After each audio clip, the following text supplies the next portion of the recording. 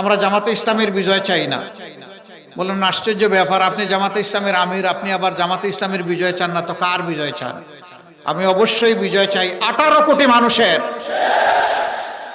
18 কোটি মানুষের বিজয় হলেই জামাতে ইসলামের বিজয় হবে ইনশাআল্লাহ।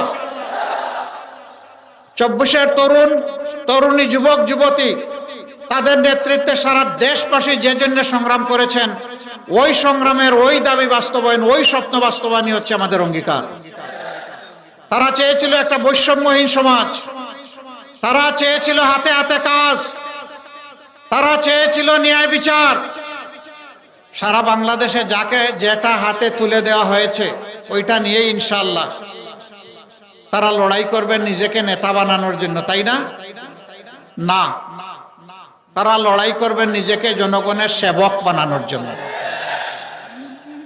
আমরা আপনাদেরকে সাক্ষী রেখে পরিষ্কার বলছি, শৃঙ্খলার সাথে অবস্থান করার আহ্বান জানাই।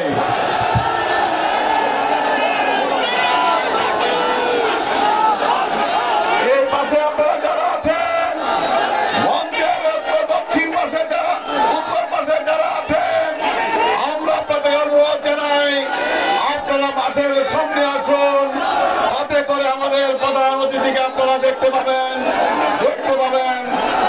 সম্মানিত প্রধান অতিথি ইতিমধ্যে হাত দাঁড়িয়ে আপনাদের সবার প্রতি শুভেচ্ছা বিনিময় করছেন। আমাদের বোনরা এসেছেন অনেক কষ্ট করে, সকাল 10টা থেকে তারা অবস্থান করছেন। আমাদের সম্মানিত প্রধান অতিথিকে এক নজর দেখার জন্য সম্মানিত ভাইরা আমার,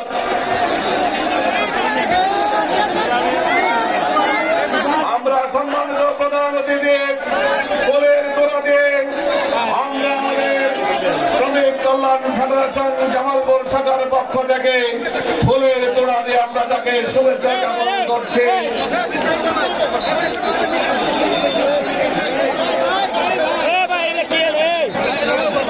আসসালামু আলাইকুম।